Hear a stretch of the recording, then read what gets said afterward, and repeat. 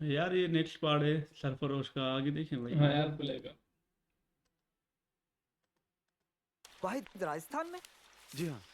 अरे भाई आजकल तो अपने गुलफाम साहब भी वहीं पर हैं। कहाँ, वाहिद में? हाँ, वहाँ से 4 किलोमीटर की दूरी पर उनके बुजुर्गों की हवेली है।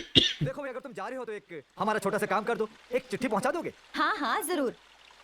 Don't mind. जरूर।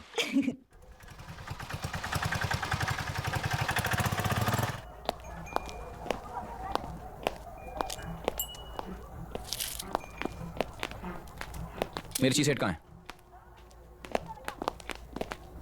मिर्ची सेठ। नमस्ते। मैं एसीपी राठौड़। एसीपी राठौड़, मुंबई? इतनी दूर से?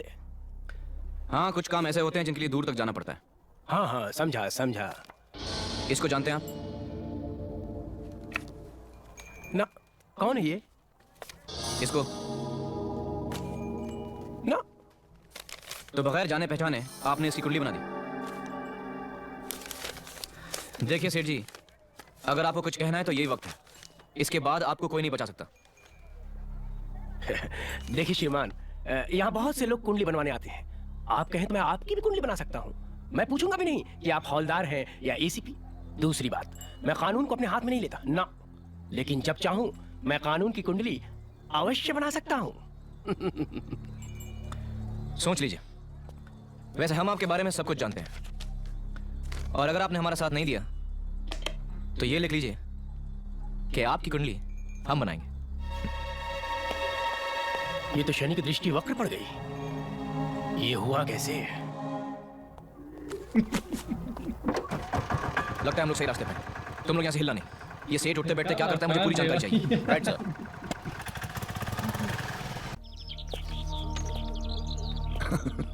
सुभान अल्लाह, सुभान अल्लाह।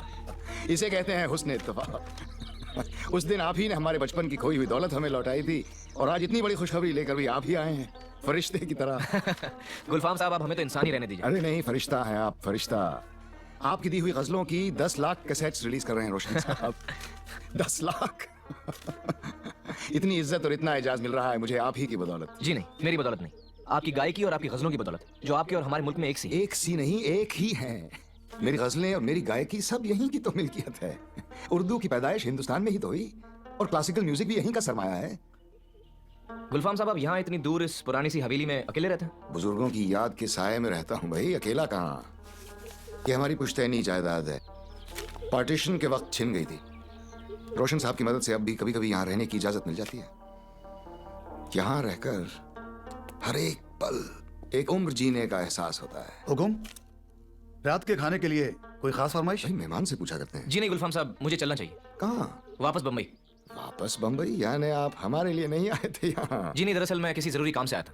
अच्छा, मत बताइए किस काम से आए थे। हमारी कामयाबी की अहमियत को कम मत कीजिए। भाई हम तो आपको नहीं जाने देंगे। लेकिन गुलफाम साहब, देखिए, इस हवेली का दस्तूर रहा है कि यहाँ मेहमान आता अपनी मर्जी से है, जाता मेजबान की मर्जी से है। हम भी आपसे वादा करते हैं कि जब भी इस मुल्क से जाएंगे आपसे ही रुखसत लेके जाएंगे।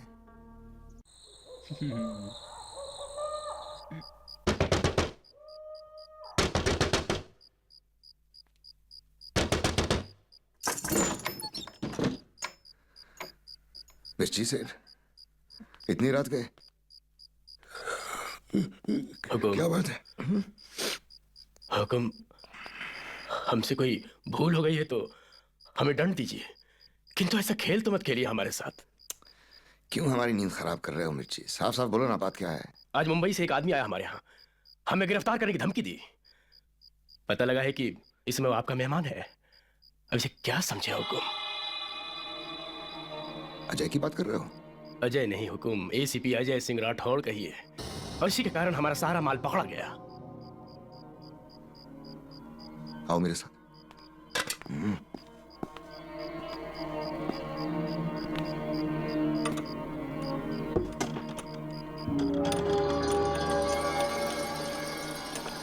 यही है वो इसके बारे में तुम कह रहे हो?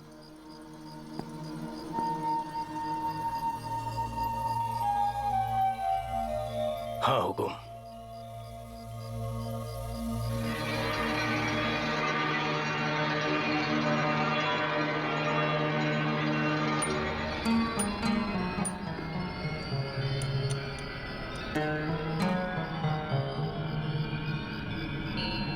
आप कहें तो इसी समय इसे काट कर रेगिस्तान में गाड़ देते हैं, किसी को कुछ पता नहीं चलेगा। नहीं मिर्ची, ये हमारा दोस्त है।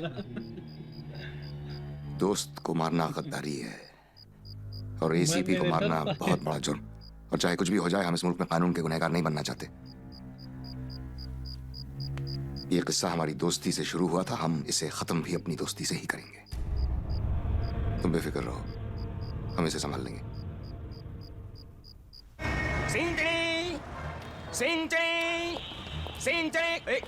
क्या साहब? किधर था बे इतने दिन? अरे साहब गांव गया था ना, शादी बनाया, बीबी ने बोला लाइन चेंज करो, कर दिया। अच्छा। गलती किया। ये देख, इसमें से किसी को पहचानता है? अरे साहब, मरने के बाद तो आदमी का थोबड़ा ही बदल जाता है साहब। जल्दी बोलना। साहब ये जितने भी चैप्टर है ना, सब के सब विक्टोरिया हाउस में एंट्री एग्जिट मारते थे साहब। Victoria house? वही साहब, संगम मारे ना, हाँ। उसके पास। दोनों ही मुल्कों के लोग आपस में लड़ना नहीं चाहते जनाब। शेख साहब, हम तो चाहते हैं कि दोनों पड़ोसी देशों में आपस में प्यार भाईचारा बढ़े। भाई, राजनीति अपनी जगह और कला कल्चर अपनी जगह। जी हाँ, ठीक कह रहे हैं आप। ये रेशमा हमारी भी का कोशिश रहेगी पापा कि है इस ना, तरह की आपसी मुलाकातें और ज्यादा हों। सारा सिंह जरूर, राजू जरूर, रे। क्यों नहीं? हेलो जी। Excuse me. अरे नमस्कार, नमस्कार। नमस्कार, आशीर्वाद है जी आपका। ये हमारे मित्र हैं, बस आप ही से मिलने आए। चंदू साहब कैसे हैं? बस खैरियत से हैं। आपको बहुत याद करते रहते हैं। हम्म, पता नहीं क्यों गुलफाम साहब, उन्हें लगता है कि आप अपनी महफिलों और गाने बजाने के चक्कर में असली काम भूल गए हैं। उन्होंने मुझसे कहा कि आपको याद दिला दूं याद कि- दिलाने का बहुत बहुत शुक्रिया। आप उनसे कह सकते हैं कि वो इत्मीनान से रहें। गुलफाम को अपनी जिम्मेदारी का एहसास है।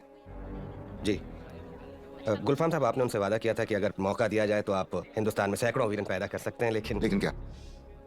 लेकिन सिर्फ एक वीरन पैदा हुआ है और वो भी ठीक से अपने पैरों पर नहीं खड़ा हो पा रहा है। एक्सक्यूज मी सर, एक फोटोग्राफ प्लीज। अभी नहीं, प्लीज। या आप भी ना। देखिए, मेरी पैदाइश यहाँ की है। यहाँ के हालात से मैं आपके जनरल साहब से ज्यादा अच्छी तरह वाकिफ हूँ। जो जंग मैं लड़ रहा हूँ, उन्हें लड़नी चाहिए। आप उनसे कहिए कि कराची के महफूज कमरे में बैठकर बकवास करना बहुत आसान है, और उन्हें इतनी जल्दी है तो वो यहाँ आ जाएं, मैं उनकी जगह चला जाता हूँ। अरे नहीं नहीं गुलफाम साहब, आप तो नाराज हो रहे हैं। हुजूर नाराज मत होइए, जनरल साहब को आप पर पूरा भरोसा है, तभी तो उन्होंने औरों की राय के खिलाफ एक मुहाजिर को इतना बड़ा काम सौंपा है। मैं जरा गुलफाम साहब से मिलकर आता हूँ। हाँ जाओ भी जाओ। जी, आदाब गुलफाम साहब। आइए आइए अजय साहब, आदाब। इनसे मिलिए, doctor Baig. Hello. Hello, how you? पेशे से नौकरशाह हैं लेकिन तबीयत से शायर। आज के मुशायरे के लिए खास तौर से कराची से तशरीफ लाए हैं। आप देख रहे हैं वो गुलफाम साहब के साथ खड़े हैं, एसीपी राठौड़। अच्छा, गुलफाम साहब के खास दोस्तों में से हैं। इन दिनों बेचारे क्राइम ब्रांच में चढ़ रहे हैं।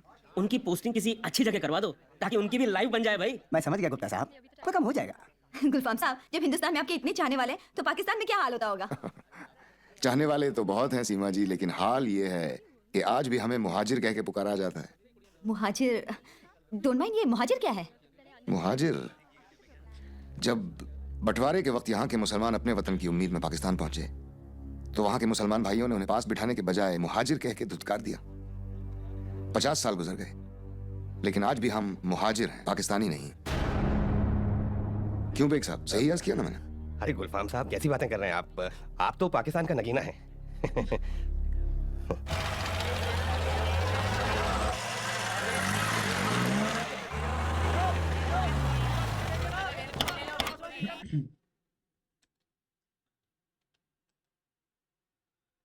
यार ये आज पकड़ा जाता ना, उसको सुराग मिल रहा है, और वो भी मतलब पाकिस्तानी भी इसको डरा रहा है। ये रेशमा का पापा उसको बोल रहा है कि कुछ करे ना, तो ये गुलफाम कहता है हिंदुस्तान में रहना बड़ा मुश्किल है, हमें करने दो चुपचाप ये काम।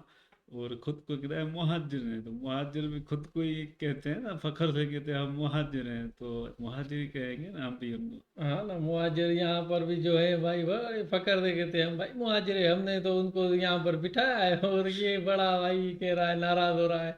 भाई आपको पाकिस्तानी हो तो भाई सही से रहो। पाकिस्तानी जो है, महाजर जो है, तो वो और कहेंगे ना महाजर, भाई तुम्हें हमने बड़े शौक से यहाँ पर रखा, अभी तो साले हमें ही काट रहे हैं ना। और क्या, हम लोग बोलेंगे ना ये ना इधर के ना उधर के, भाई ये अपने हैं ना, ले लो बाबा, आप हिंदुस्तानी वेलकम करेंगे, हम आपके यहाँ भेजेंगे, हम मुहाजिर भेजेंगे, और ये आपके पास ही अब अफरा तफरी करेंगे, बड़े हरामी मुहाजिर। अभी कहते हैं कराची हमें दो, मुहाजिर अलग ही कराची का मुल्क बनाना चाहते हैं। मुहाजिर आए हो इस से अलग क्या मुल्क चाहिए तुम्हें?